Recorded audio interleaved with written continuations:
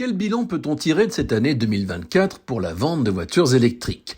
Ce n'est pas si simple car les volumes comptabilisés au niveau mondial par les différents instituts cumulent les hybrides rechargeables et les véhicules 100% électriques.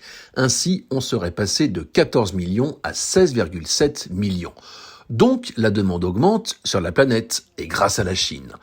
On notera au passage que Tesla a eu chaud aux fesses, le constructeur américain n'a pas atteint ses objectifs et voit même ses ventes reculer de 1%, l'ère de la croissance à 2 chiffres est révolue.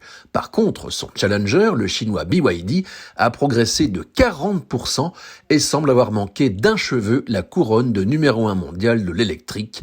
Ce sera sans doute le cas dès cette année.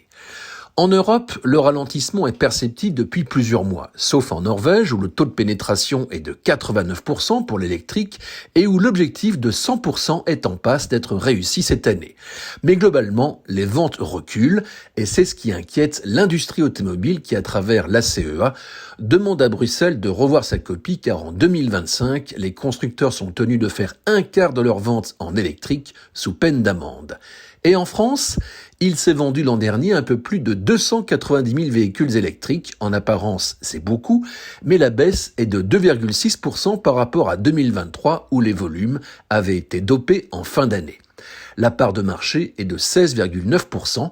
Il y a de quoi se poser des questions sur la demande réelle, d'autant que le bonus a été raboté à 2 000 €, la prime de conversion a été supprimée et il ne reste que le leasing social pour les ménages les moins aisés.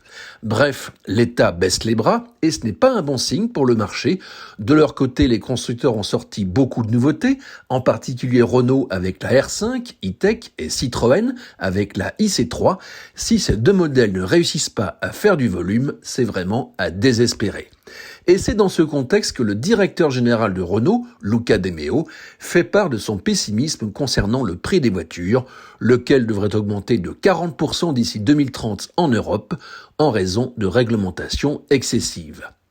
On remarquera que ce qui marche le mieux, c'est l'hybride. Il s'en est vendu 565 000 exemplaires cette année, un chiffre en augmentation de 40%. Comme toujours, c'est le consommateur qui tranche, mais ce n'est jamais lui qu'on consulte avant de prendre des décisions qui engagent une industrie à qui on demande toujours plus.